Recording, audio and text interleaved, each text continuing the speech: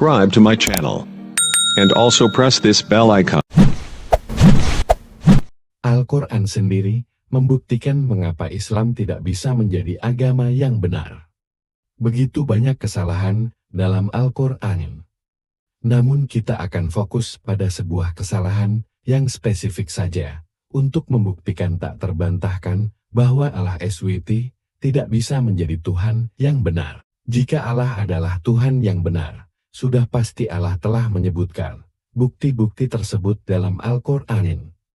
Faktanya, tidak ada satupun di mana Dia memberikan satu saja bukti nyata atau terlihat untuk mengotentikasi ketuhanannya, akibat ketidakmampuannya membuktikan Dia nyata.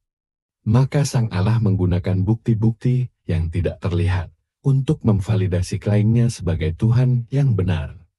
Bisakah yang tidak terlihat digunakan untuk membuktikan sesuatu? Inilah di mana Al-Quran menunjukkan keabsurdannya. Dan silakan Muslim membaca ayat Al-Quran berikut ini dengan cermat, dengan dua terjemahan yang berbeda. Surah Al-Anbiya ayat 30, terjemahan Ahmad. Tidakkah orang-orang kafir memperhatikan bahwa langit dan bumi bersatu menjadi satu sebelum kami pisahkan keduanya? Kami membuat segala sesuatu yang hidup dari air, maka apakah mereka tidak akan beriman? Surah Al-Anbiya ayat 30, terjemahan kelompok monoteis. Tidakkah orang-orang yang menolak itu melihat bahwa langit dan bumi adalah satu kesatuan dan kami pisahkan keduanya? Kami menjadikan dari air segala yang hidup, apakah mereka tidak akan beriman? Perhatikan dengan cermat. Sangat jelas Allah mengajukan sebuah pertanyaan blunder di dalam ayat Al-Quran ini. Pantaskah? Allah bertanya, tidakkah orang-orang kafir memperhatikan bahwa langit dan bumi dahulunya bersatu menjadi satu sebelum kami pisahkan keduanya? Mungkinkah orang-orang kafir menyaksikan fenomena ini? Di sini argumen Allah adalah bahwa orang-orang kafir tidak mempunyai landasan apapun untuk menolak Dia. Sebab orang-orang kafir telah menyaksikan fenomena ini. Jadi, Allah membuat pembelaan dengan kekuatannya untuk melawan orang-orang kafir. Padahal itu hanya sebatas asumsinya bahwa mereka adalah saksi mata dari fenomena tersebut. Apakah ini masuk akal? Allah dengan tegas mengatakan bahwa karena orang-orang kafir telah menyaksikan fenomena langit dan bumi menyatu menjadi satu sebelum kemudian Dia memisahkannya, maka orang-orang kafir tidak mempunyai alasan untuk tidak beriman kepadanya. Tapi di sisi lain, Allah bahkan bingung mengapa orang-orang kafir tetap tidak beriman kepadanya, padahal kafir telah menyaksikan bukti nyata tersebut menurut Allah. Lihat nada keheranan Allah dalam kata-katanya. Tidakkah orang-orang kafir memperhatikan bahwa langit dan bumi bersatu menjadi satu sebelum kami pisahkan keduanya? Maka, apakah mereka tidak akan beriman?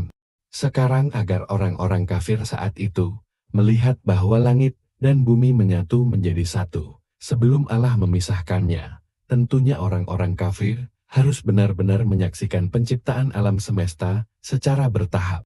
Berarti orang-orang kafir harus hadir pada saat langit dan bumi digabungkan menjadi satu. Dan orang-orang yang melihat bumi dan langit digabung menjadi satu, mereka jugalah yang hidup untuk menyaksikan langit dan bumi dipisahkan setelahnya. Apakah ini tak absurd? Akal sehat seperti apa yang dipergunakan Muslim? Mungkinkah para kafir sudah tercipta sebelum langit dan bumi tercipta? Adalah mustahil bagi orang-orang kafir untuk menyaksikan fenomena ini. Jadi, bagaimana mungkin Allah kemudian bertanya, apakah mereka tidak akan beriman? Dasarnya apa? Jikalau Al-Quran meminta kepada ciptaan yang kasat mata untuk membuktikan keberadaan pencipta yang tak kasat mata, maka tak ada alasan untuk menyalahkannya. Tetapi, karena ajaran ini secara tidak masuk akal menuntut orang-orang kafir untuk beriman kepada Allah berdasarkan bukti-bukti yang tidak terlihat, maka ajaran ini terbukti merupakan produk dari Tuhan yang absurd. Apakah bukti-bukti yang tidak terlihat dapat dijadikan alat bukti untuk membuktikan sesuatu. Bagaimana keberadaan sekelompok saksi yang tidak terlihat dapat dibuktikan dengan bukti-bukti yang juga tidak terlihat. Sangat jelas sekali bahwa orang-orang kafir tidak melihat dan tidak dapat melihat langit dan bumi disatukan sebelum Allah memisahkannya. Jadi sesuai dengan argumen yang dikemukakan dalam ayat Al-Quran ini, orang-orang kafir sekarang mempunyai alasan yang sah dan kuat untuk tidak beriman kepada Allah. Begitu juga para muslim. Sebab ayat Al-Quran ini telah memberikan pada Anda alasan kuat untuk tidak beriman kepada Allah. Itu artinya muslim harus menolak agama yang diilhaminya. Sebab adalah sebuah kebodohan bagi yang mengaku dirinya Allah dengan bertanya, tidakkah orang-orang kafir memperhatikan bahwa langit dan bumi bersatu menjadi satu sebelum kami pisahkan keduanya? Maka, apakah mereka tidak akan beriman? Pertanyaan tersebut selain tidak masuk akal, namun juga sangat keliru. Allah bukan hanya tidak bisa menanyakan pertanyaan yang tepat, bahkan Allah sendiri tidak akan bisa memberi jawaban yang benar kepada muslim. Absurditas dalam Al-Quran tidak berhenti sampai di sini. Masih banyak lagi. Faktanya, Allah juga menentang dirinya sendiri. Dia bertentangan dengan kata-kata yang dia ungkapkan dalam surah Al-Anbiya ayat 30.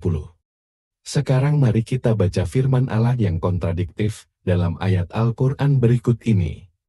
Surah Fusilat ayat 11. Kemudian dia naik ke atas langit yang masih berasap. Dan dia berfirman kepadanya dan kepada bumi. Kalian berdua berkumpul, baik secara sukarela maupun tidak. Mereka berdua berkata, kami berkumpul dalam ketaatan. Kenyataan bahwa langit dan bumi secara fisik tidak dapat berkomunikasi seperti manusia. Ayat Al-Quran di atas dengan jelas menyatakan bahwa dalam proses penciptaan, langit dan bumi ada secara terpisah hingga Allah memanggil keduanya untuk bersatu. Lalu, apakah langit dan bumi menyatu menjadi satu sebelum Allah memisahkannya? Surah Al-Anbiya ayat 30. Ataukah pada mulanya terpisah hingga Allah menyatukan keduanya? Surah Fusilat ayat 11. Ini satu dari sekian banyak kontradiksi yang terdapat dalam Al-Quran. Mari kita bandingkan absurditas Allah dengan pendekatan logis yang digunakan Yesus untuk mengotentikasi kemesiasannya, untuk membuktikan kepada orang-orang kafir bahwa dia benar-benar Mesias. Yesus memberikan bukti nyata. Yohanes 10 ayat 25. Jawab Yesus kepada mereka, sudah kubilang kepadamu, namun kamu tidak percaya, pekerjaan-pekerjaan yang aku lakukan dalam nama Bapa-Ku, inilah kesaksian tentang aku. Yesus menggunakan mukjizat yang ia lakukan di depan umum, untuk mengesahkan pengurapannya sebagai Mesias yang dijanjikan. Yesus menggunakan hal-hal yang terlihat, yaitu pekerjaan ajaibnya, untuk membuktikan hal-hal yang tidak terlihat kebenaran pengakuannya sebagai Mesias. Allah bisa saja melakukan hal yang sama. Sebaliknya, Allah melakukan yang sebaliknya. Dia memohon kepada mereka yang tidak terlihat, karena dia tidak dapat memberikan bukti nyata apapun untuk mengesahkan ketuhanannya. Sekarang kita akan membandingkan Allah yang absurd dengan kebijaksanaan Allah yang benar, yaitu Allah Yahweh. Allah Yahweh dengan bijak menggunakan apa yang terlihat untuk membuktikan apa yang tidak terlihat. Ibrani 3 ayat 4. Memang setiap rumah dibangun oleh seseorang, tetapi yang membangun segala sesuatu adalah Allah. Dengan logika sederhana, Alkitab beralasan bahwa, seperti halnya sebuah rumah, tidak dapat ada dengan sendirinya, tanpa seorang pembangun yang terlihat. Demikian pula alam semesta tidak dapat muncul dengan sendirinya tanpa pencipta yang tidak terlihat. Di sini yang terlihat membuktikan yang tidak terlihat. Sebaliknya, Al-Quran mencoba membuktikan yang tak terlihat mata dengan yang tak terlihat mata. Parahnya lagi, Al-Quran menuntut orang-orang kafir menjalankan keimanan kepada Allah atas dasar sesuatu yang secara logika tidak mungkin mereka pahami. Ironisnya, dasar yang mendasari tuntutan kita untuk beriman kepada Allah justru memberi kita alasan yang sah untuk tidak beriman kepadanya. Allah tidak bisa menjadi pencipta. Masih banyak lagi bukti-bukti serupa di dalam Al-Quran yang membuktikan secara menyeluruh mengapa Islam itu salah dan Allah itu penipu. Itu sebabnya dia harus memilih seorang yang buta huruf sebagai nabinya. Orang lain akan menyebut dia hanya gertakan. Sebagai penutup, untuk membuktikan Allah adalah Allah absurd dan tak ada.